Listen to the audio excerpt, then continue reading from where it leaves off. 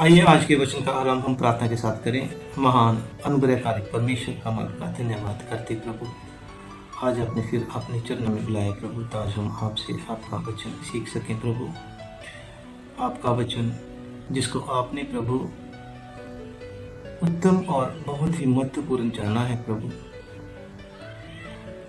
प्यारे बाप स्वामी, आपसे आपके वचनों को सीख के प्रभु हम इसको अपने जीवन में डाल सकें प्रभु, और प्रभु अपने जीवन में उस स्वर्गीय राज्य के लिए तैयार हो जाएं जो आप अपने प्यार करने वाले और विश्वास करने वाले लोगों को देना चाहते हैं प्रभु।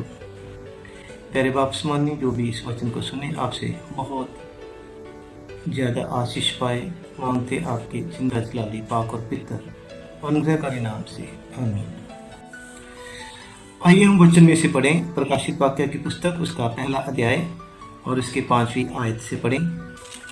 लिखा है, और यीशु मसीह की ओर से जो विश्वास योग्य साक्षी और मरे हुओं में से जी उठने में पहलौठा और पृथ्वी के राजाओं का हाकिम है, तुम्हें अनुग्रह और शांति मिलती रहे। वह हमसे प्रेम रखता है और उसने अपने लहू के द्वारा हमें पापों से छुड़ाया है और हमें एक राजा और अपने पिता परमेश्वर के लिए याजक भी बना दिया। उसी की महिमा और पराक्रम युगन युग रहे, आमीन।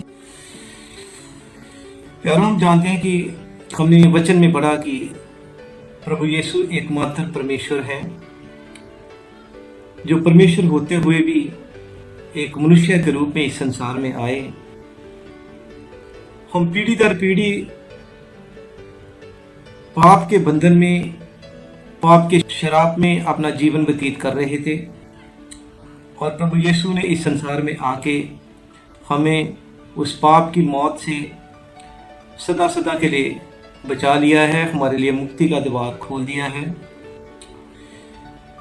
हमने वचन में यह भी पढ़ा कि वह राजाओं का हाकिम है, यानी कि राजाओं का राजा है, और उसने हमें भी एक राजा और एक याजक होने के लिए बुलाया है। हम भी परमेश्वर के अनुग्रह से याजक हैं। अगर हम पुराने नियम में याजक की बात करें तो एक इस्राएली याजक को बड़ी आदर और सम्मान से देखता है, उसका समाज में एक मुख्य स्थान है। याजक एक ऐसा इंसान है जो एक पापी और परमेश्वर के बीच में खड़ा है। उसका मुख्य कार्य एक पापी को परमेश्वर से मिलाना है। याजक की स्थापना परमेश्वर के दास मूसा के द्वारा परमेश्वर के आदेश पर हारून, जो उसका बड़ा भाई था, उसके वंश से की गई, और ये लेवी जाति से संबंध रखते थे। हारून और उसके पुत्र जो थे वो याजक थे। परमेश्वर के वचन में हम देखते हैं कि परमेश्वर ने किस तरह जो मूसा था उसको उसका भाई और उसके भाई के बच्चों को याजक होने के लिए बुलाया। निर्गमन की पुस्तक उसका 28 अध्याय और उसकी पहली आयत से हम पढ़ेंगे। फिर तू इसराइलियों में से अपने भाई हारून और नादाब, अबीहू, एलियाजार और इतामार नामक अपने उसके पुत्रों को अपने समीप ले आना कि वे मेरे लिए याजक का काम करें, और तो अपने भाई हारून के लिए वैभव और शोभा के निमित्त पवित्र वस्त्र बनवाना, और जितनों के हृदय में बुद्धि है, जिनको मैंने बुद्धि देने वाली आत्मा से परिपूर्ण किया है, उनको तू हारून के वस्त्र बनाने की आज्ञा दे कि वह मेरे निमित्त याजक का काम करने के लिए पवित्र बने। परमेश्वर ने अपने वचन में लिख के दिया है, और परमेश्वर ने खुद याजक होने के लिए हारून और उसके बेटों को बुलाया। हम जानते हैं कि हमारा परमेश्वर अति महान है, पवित्र है। अगर परमेश्वर पवित्र है, अगर परमेश्वर खुद किसी को उसका याजक होने के लिए बुलाता है, तो वह उस याजक से भी एक पवित्रता की डिमांड करता है।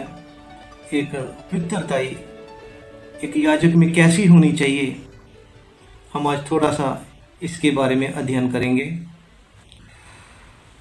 हमारा परमेश्वर पवित्र है और एक याजक जिसको परमेश्वर की उपस्थिति में काम करना है, उसका जीवन कैसा होना है, उसका चाल चलन कैसा होना है, इसके बारे में हम थोड़ा सा अध्ययन करेंगे।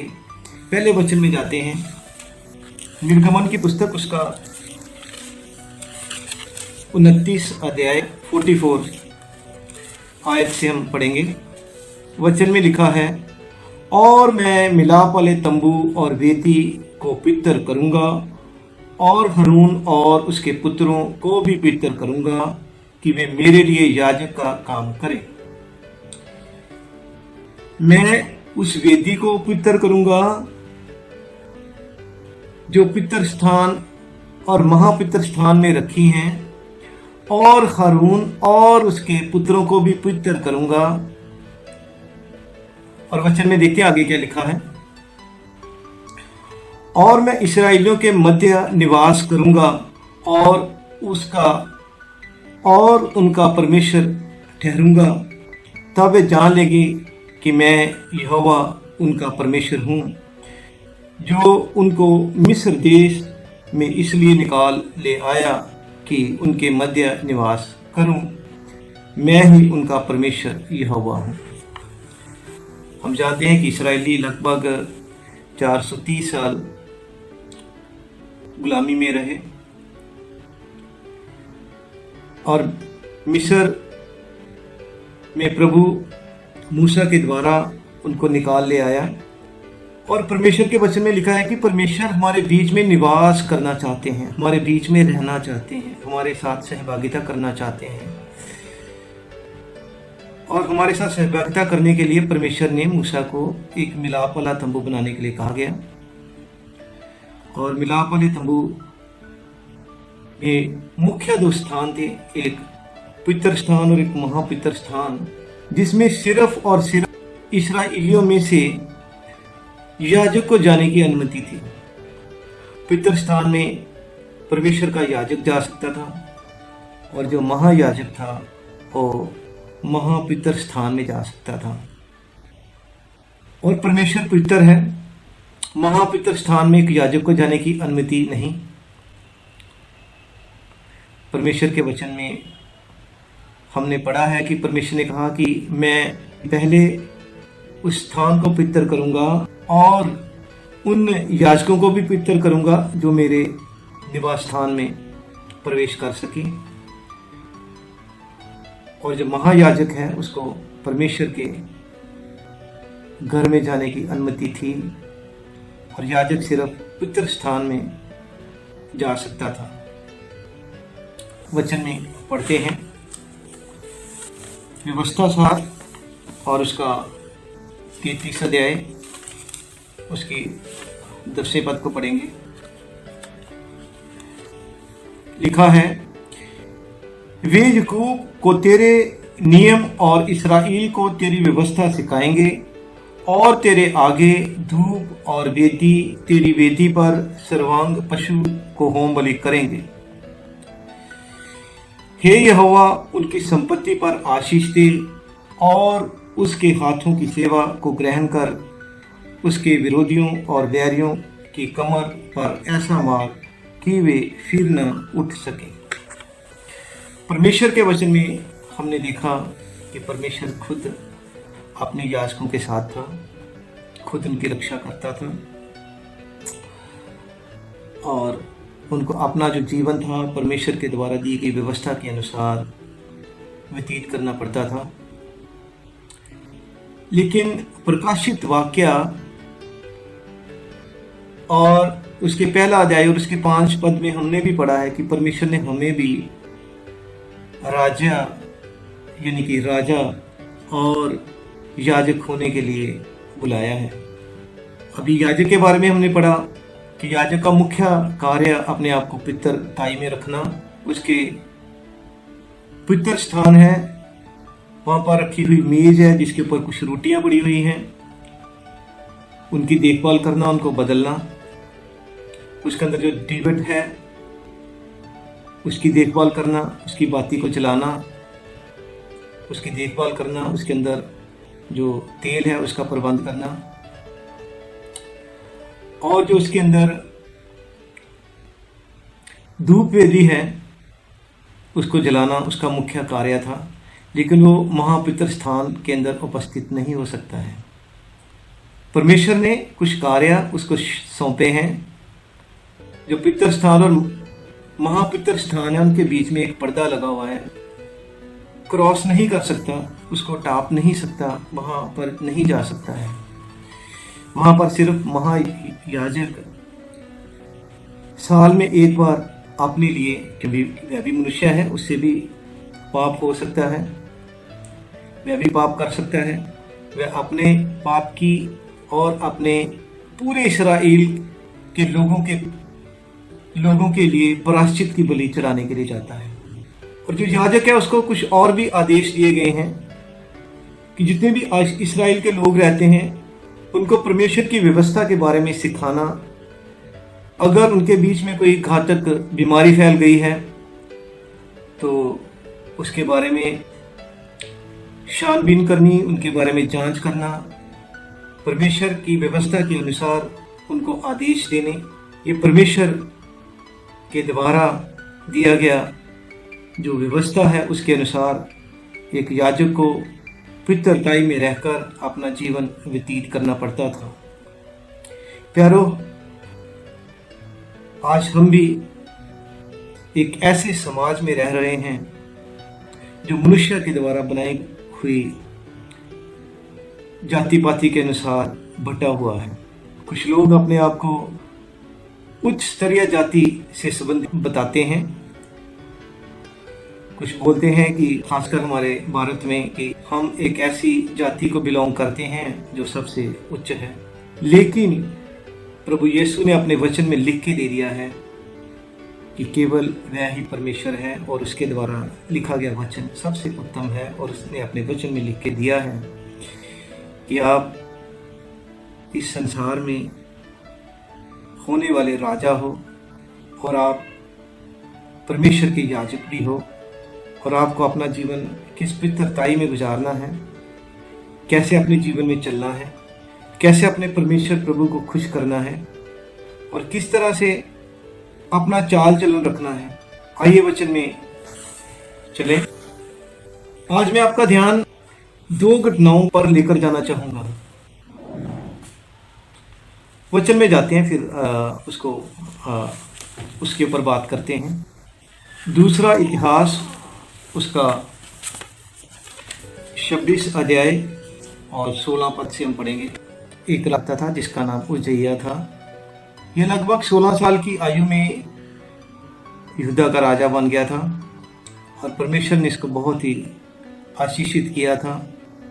इसके राज्य की सीमाएं बहुत दूर दूर तक फैल गई थी। की बहुतायत के कारण ये घमंडी हो गया, इसका मन फूल उठा। एक दिन इसने एक बहुत ही बड़ी गलती को अंजाम दिया।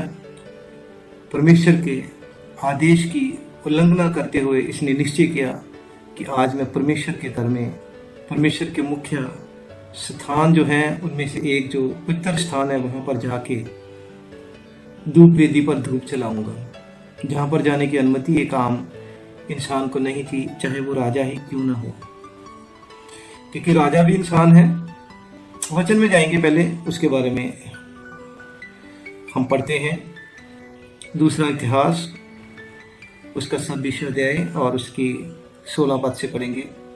परंतु जब वह सामर्थ्य हो गया, यानी कि उज्जैया राजा, तब उसका मन फूल उठा और उसने बिगड़कर अपने परमेश्वर यहोवा का विश्वासघात किया, अर्थात वह धूप की वेदी पर धूप जलाने को यहोवा के मंदिर में घुस गया। तब अजरिया याजक उसके भीतर गया और उसके संग यहोवा के 80 याजक भी जो वीर थे गए। उन्होंने उज्जैया राजा का सामना करके उससे कहा, हे उज्जैया, यहोवा के लिए धूप जलाना तेरा काम नहीं, और उनकी संतान अर्थात याजकों ही का काम है जो धूप जलाने को पवित्र किए गए हैं। तू पितर स्थान से निकल जा, तूने विश्वासघात किया है, यहोवा परमेश्वर की ओर से ये तेरी महिमा का कारण ना होगा।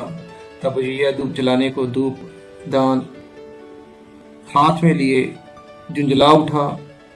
वह याजकों पर झुंझला रहा था कि याजकों के देखते देखते यहोवा के भवन में धूप वेदी के पास ही उसके माथे पर कोढ़ प्रकट हुआ। उसको अजरिया याजक और उसके 80 याजक जो थे, जो वीर भी थे, उनके द्वारा रोका गया, क्योंकि वह राजा था। उसने किसी बात की परवाह ना करते हुए परमेश्वर के जो पितर स्थान है वहां पर रखी हुई धूप वेदी पर धूप जलाने के लिए अपने हाथ को बढ़ाया, तो देखते देखते क्षण भर में उसके माथे पर कोढ़ उमड़ पड़ा। और वचन में लिखा है कि वह एक कोढ़ी ही मरा। देखिए, जब हम भी परमेश्वर के नियम की उल्लंघना करते हैं, परमेश्वर से दूर हो जाते हैं, तो परमेश्वर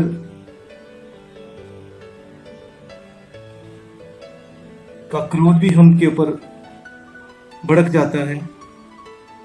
जब हमारे जीवन में मुसीबतें, परेशानियां, कठिनाइयां आती हैं, तो फिर हम परमेश्वर को बुरा कहते हैं।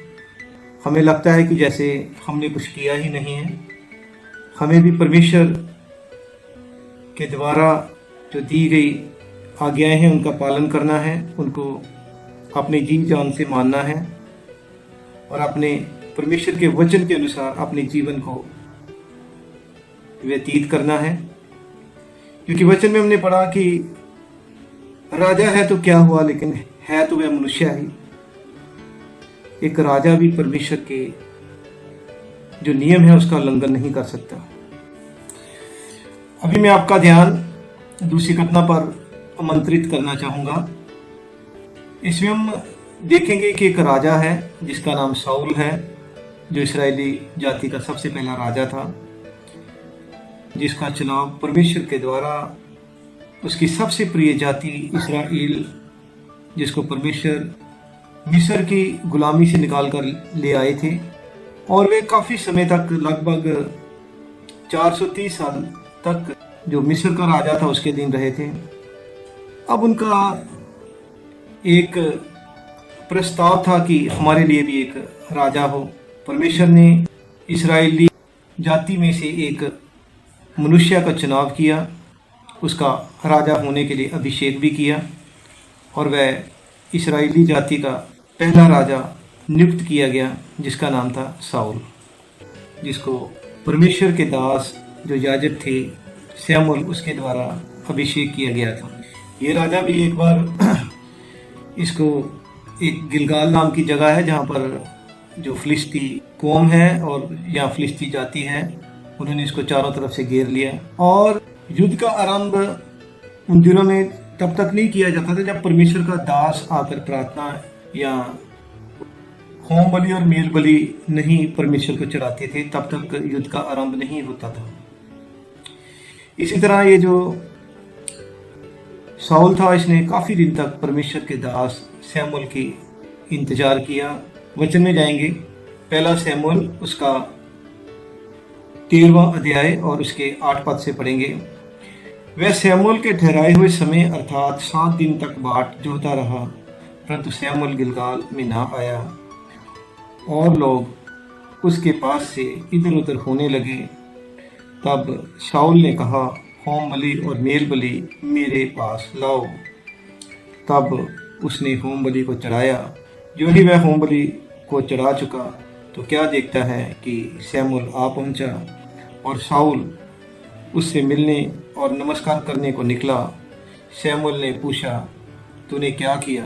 शाऊल ने कहा, जब मैंने देखा कि लोग मेरे पास से इधर उधर खो चले हैं और तू ठहराए हुए दिनों के भीतर नहीं आया, और फिलिस्ती मिकमास में इकट्ठा हुए हैं, तब मैंने सोचा कि फिलिस्ती गिलगाल में मुझ पर अभी आ पड़ेंगे, और मैंने यहोवा से विनती भी नहीं की। अंत मैंने अपनी इच्छा ना रहते ही भी होम बलि चढ़ाया। शमूएल ने शाऊल से कहा, तूने मूर्खता का काम किया है, तूने अपने परमेश्वर यहोवा की आज्ञा को नहीं माना, नहीं तो यहोवा तेरा राज्य इस्राएलियों के ऊपर सदा स्थिर रखता। वचन में हमने देखा कि शमूएल जो था वो ठहराए हुए समय पर नहीं पहुंच सका। शायद इसमें परमेश्वर की कोई योजना थी। वह जानना चाहते थे कि एक आम इंसान जिसको मैंने एक राजा होने के लिए नियुक्त किया है, क्या ये मेरी आज्ञा का पालन करता है या नहीं करता। हमने देखते हैं कि जो राजा था उसने परमेश्वर की आज्ञा का उल्लंघन करते हुए खुद ही होम बलि और मेल बलि को चढ़ाया, और परमेश्वर के याजक ने उसे साफ और स्पष्ट शब्दों में बोल दिया कि अब से आपका जो राज्य है वो स्थिर नहीं रहेगा, क्योंकि तभी परमेश्वर ने एक दूसरे राजा का चुनाव कर लिया था, और इस्राएली कौम का जो दूसरा राजा था वो था दाऊद, यिशै का पुत्र दाऊद, और जिसके वंश में से हमारे मुक्तिदाता प्रभु यीशु ने जन्म लिया, मनुष्य बनकर इस संसार में आए। देखिए, परमेश्वर महान है, परमेश्वर पवित्र है, परमेश्वर सर्वशक्तिमान है, और वह कभी भी जो उनके नियम है, उनकी व्यवस्था है, उनके आदेश हैं, उनको तोड़ने की अनुमति किसी को नहीं देते। हमने प्रकाशित वाक्य के पहले अध्याय और उसके 5 और 6 पद में पढ़ा है कि परमेश्वर ने हमें एक राजा और याजक होने के लिए बुलाया है। अगर परमेश्वर एक राजा के लिए जो उसकी आज्ञाओं का पालन नहीं करता है, उसके लिए एक कड़ा न्याय है, तो हम और आप जिसको परमेश्वर ने याजक होने के लिए ठहराया है, एक आम इंसान का जीवन को किस तरह से अपने जीवन में चलना है, उसका चाल चलन कैसा होना है, क्या हम उसके बारे में जानते हैं। हमारा दिनचर्या का काम, एक छोटी सी गलती, क्योंकि एक याजक है, एक आम इंसान तो गलती कर सकता है, लेकिन एक याजक के लिए गलती का कोई प्रावधान नहीं। आज परमेश्वर ने हमें एक राजा, क्योंकि हम होने वाले राजा हैं, परमेश्वर हमारा पिता राजाओं का राजा है, और परमेश्वर के वचन में परमेश्वर ने लिख के दिया है कि आप उसके राज्य में याजक भी हैं, क्योंकि परमेश्वर हमारा महायाजक है। वचन में जाएंगे, पढ़ेंगे वचन संहिता उसका 110 अध्याय और उसकी 4 आयत से हम पढ़ेंगे। यहोवा ने शपथ खाई कि ना पछताएगा, तो मिल्कीसदीक की रीति पर सर्वदा का याजक है। प्रभु तेरी दाहिनी ओर होकर अपने क्रोध के दिन राजाओं को चूर कर देगा। वह जाति जाति में न्याय चुकाएगा, रण भूमि शवों से भर जाएगी। वह लंबे चौड़े देश के प्रधान को चूर चूर कर देगा। वह मार्ग में चलता हुआ नदी का जल पिएगा, इस कारण वह सिर को ऊंचा करेगा। यहाँ पर प्रभु यीशु के बारे में लिखा है, वह मिल्कीसदीक की रीति में हमारा महायाजक है। मिल्कीसदीक के बारे में अगर हम थोड़ा सा जानने की कोशिश करें, मिल्कीसदीक एक राजा भी था और एक याजक भी था, जिसने परमेश्वर की तरफ से अब्राहम से बातचीत किया, उसको आशीष दिया, उसको आशीषित किया, और परमेश्वर की तरफ से जो एक प्रस्ताव था उसको पहुंचाया। जिस तरह एक मिल्कीसदीक जो था, एक राजा भी था, याजक भी था, हमारा प्रभु यीशु जिसको परमेश्वर ने हमारा महायाजक ठहराया है। अगर हमने परमेश्वर के साथ मिलाप करना है तो हमें परमेश्वर प्रभु यीशु के ऊपर पूरे मन से विश्वास करना है। परमेश्वर प्रभु यीशु के बिना हम परमेश्वर के घर में दाखिल नहीं हो सकते। हमारी विचवाई करने वाला एक ही परमेश्वर है जो कि प्रभु यीशु है, वो खुद परमेश्वर है। परमेश्वर के वचन में जाएंगे, इफिसियों की पुस्तक उसका 3 अध्याय और उसके 12 पद को पढ़ेंगे। लिखा है, जिसमें हमको उस पर विश्वास करने से साहस और भरोसे के साथ परमेश्वर के निकट आने का अधिकार है। विश्वास करने से साहस और भरोसे के साथ परमेश्वर के निकट आने का अधिकार है। एक विश्वास के साथ जो हमने पूर्ण रूप से अपने परमेश्वर प्रभु यीशु के पर दिखाना है, और वही एक मार्ग है जो हमें परमेश्वर के साथ मिला सकते हैं, क्योंकि वह खुद ही परमेश्वर है। हमारा विश्वास किसके ऊपर होना है? प्रभु यीशु के ऊपर होना है, जिसने हमारे पापों का मोल चुकाकर हमें खरीद लिया है और हमें भविष्य में एक राजा होने के लिए आमंत्रित किया है और एक याजक भी ठहराया है। और जैसे प्रभु इस संसार में आए, वह मनुष्य भी थे और एक याजक भी थे। परमेश्वर के वचन में जाएंगे, 1 कुरिन्थियों उसका 3 अध्याय उसके 16 पद को पढ़ेंगे। लिखा है, क्या तुम नहीं जानते कि तुम परमेश्वर का मंदिर हो और परमेश्वर का आत्मा तुझ में वास करता है? यदि कोई परमेश्वर के मंदिर को नष्ट करेगा तो परमेश्वर उसे नष्ट करेगा, क्योंकि परमेश्वर का मंदिर पवित्र है, वह तुम हो। क्या तुम नहीं जानते कि तुम परमेश्वर का मंदिर हो और इस मंदिर में परमेश्वर खुद वास करते हैं? परमेश्वर का आत्मा तुझ में वास करता है। यदि कोई इस मंदिर को नष्ट करेगा, क्योंकि परमेश्वर का मंदिर पवित्र है और वह तुम हो। वचन में जब हम पढ़ते हैं तो बहुत सौभाग्य की बात है कि परमेश्वर ने अपने वचन में लिख के दिया है कि क्या तुम नहीं जानते कि तुम मेरा मंदिर हो और मेरा आत्मा तुम में वास करता है। जो इस मंदिर को नष्ट करेगा, क्योंकि ये पवित्र है, जो इस मंदिर को नष्ट करेगा परमेश्वर उसे भी नष्ट करेगा। क्या हम अपना जीवन परमेश्वर से दूर रह के और उन पापों से सम्मिलित होके व्यतीत कर रहे हैं? वचन में लिखा है कि तुम नहीं चाहते कि तुम मेरा मंदिर हो। अगर हम परमेश्वर के मंदिर हैं तो हमारा चाल चलन कैसा होना चाहिए? क्या हमें व्यभिचार करना चाहिए? क्या हमें गाली गलौज करना चाहिए? क्या हमें परमेश्वर की आज्ञाओं के विरुद्ध चलना चाहिए? वचन में लिखा है कि मेरा आत्मा तुम में वास करता है। अगर हम अपना जीवन परमेश्वर की इच्छा के अनुसार, उसकी आज्ञा के अनुसार व्यतीत करते हैं तो परमेश्वर हमें आशीष देंगे। हमने अपने जीवन में परमेश्वर से आज ही ये प्रण करना है कि प्रभु, मैं आज ही से अपना जीवन तुम्हें नौशावर कर देता हूँ, तुम्हें समर्पण करता हूँ, अपने सारे पापों से मैं तौबा करता हूँ, मुझे माफ़ कर दीजिए। परमेश्वर के साथ अपना संबंध जोड़ के तो देखिए कितना आनंद आपको मिलता है। परमेश्वर आपसे कितना प्यार करते हैं। खुद परमेश्वर होते हुए एक आम मनुष्य की तरह आपके पापों के उद्धार के लिए वो इस संसार में आ गए, ताकि वो सदा सदा की मौत जो दूसरी मृत्यु है उससे आपको बचा ले। क्योंकि परमेश्वर आपके साथ मेल मिलाप बढ़ाना चाहते हैं। वो खुद पवित्र हैं, हमें भी पवित्रताई में अपना जीवन व्यतीत करना है।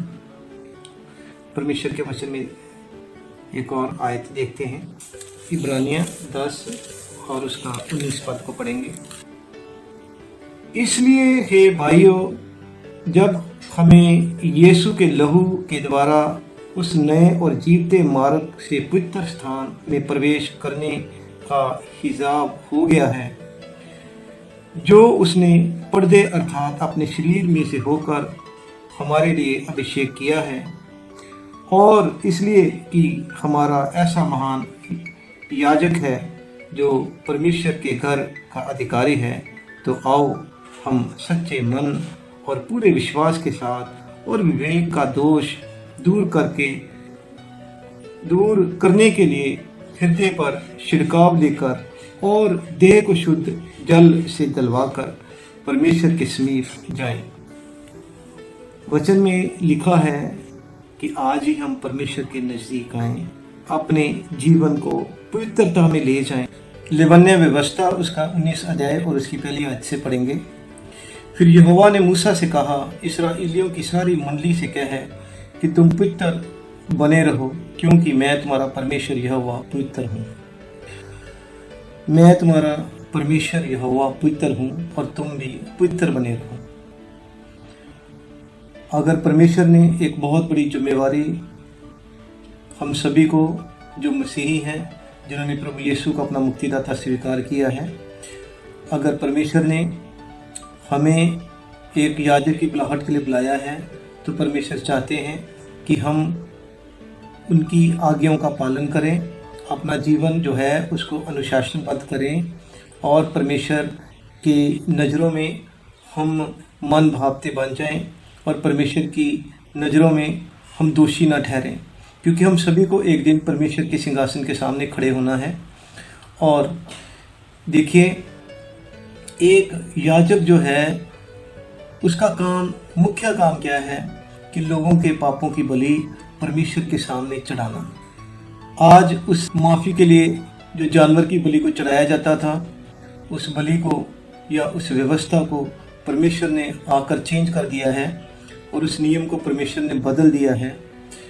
आज हमें जानवरों की बलि चढ़ाने की ज़रूरत नहीं है, क्योंकि हमारा संबंध परमेश्वर के साथ डायरेक्ट बन गया है और जिसमें प्रभु यीशु हमारी अगुवाई कर रहे हैं, क्योंकि वो हमारे महायाजक हैं।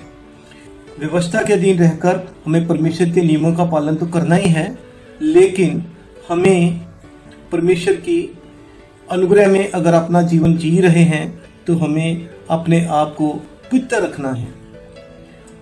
अगर पुराने नियम में जो याजक है उसका मुख्य कार्य जानवर की बलि चढ़ाना था, और अभी नए नियम के अनुसार हमें भी परमेश्वर को अपनी आराधना, अपनी स्तुति, अपनी प्रार्थना से परमेश्वर को बलिदान चढ़ाना है। हमें नित्य परमेश्वर के साथ बातचीत करना है, परमेश्वर के साथ अपने जो संबंध है उसको मजबूत करना है, ताकि जो परमेश्वर हमसे खुश हो जाए।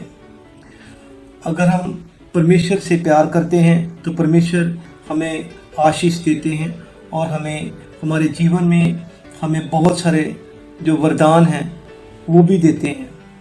अगर हम अपनी प्रार्थना में बढ़ें, हमारी फास्टिंग में बढ़ें और पवित्र आत्मा अगर हम पा लेते हैं, हमारा नाम जीवन की पुस्तक में लिखा गया है, तो परमेश्वर हमें अपने घर में आमंत्रित करते हैं और उस पर्दे रूपी दीवार को भी परमेश्वर ने अपने खून के द्वारा हटा दिया है। हम देखते हैं कि परमेश्वर जब प्रभु यीशु को जब सूली पर चढ़ाया गया, उनका समय आया जब उन्होंने अपना आत्मा अपने पिता को सौंपना था, तो उन्होंने कहा पूरा हुआ। और जो मंदिर था और उसका जो पर्दा था जो पितर स्थान और महापितर स्थान के बीच में था वो फट गया। यानी कि आज हम परमेश्वर के समीप जा सकते हैं, हम अपने पापों के लिए खुद परमेश्वर से बातचीत कर सकते हैं, अपने पापों की माफ़ी मांग सकते हैं। और परमेश्वर, अगर हम परमेश्वर से प्यार करते हैं तो परमेश्वर भी हमसे प्यार करते हैं।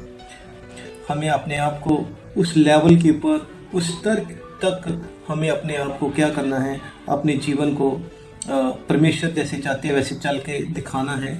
जैसे हमारे प्रभु यीशु एक मनुष्य बन के जब इस संसार में आए, और मैंने आपको बताया कि हमारे प्रभु यीशु एक महायाजक बन के हमारे आगे आगे चल रहे हैं। तो जैसे प्रभु यीशु जब इस संसार में आए, उन्होंने उनके जीवन में कोई भी दोष कोई भी निकाल नहीं सका। बहुत बार उसको उनकी परीक्षा भी ली गई।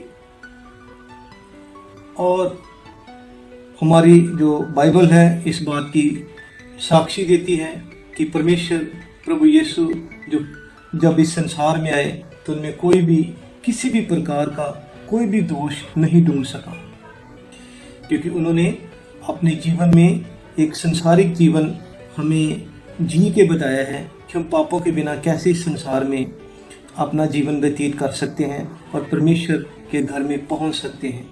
हमें भी अपने जीवन में उस मार्ग पर चलना है जैसे प्रभु यीशु ने उस मार्ग पर चल के दिखाया है, जो उनके पिता के घर में जाता है, जो स्वर्ग में जाता है। हम भी सभी अपने जीवन की उस तैयारी में लग जाएं, अपने आप को पवित्र रखें, अपने जीवन में सारी जो रुकावटें हैं उनको दूर करने की कोशिश करें, ताकि जो एक दिन जब हम परमेश्वर प्रभु यीशु के सामने उस सफेद सिंहासन के सामने खड़े हों तो हमें परमेश्वर के सामने शर्मिंदा ना होना पड़े। परमेश्वर हमें जाते ही अपने गले से लगा लें और हमें अनंतकालीन जीवन का जो उपहार है वो दें। सबको जय मसीह की।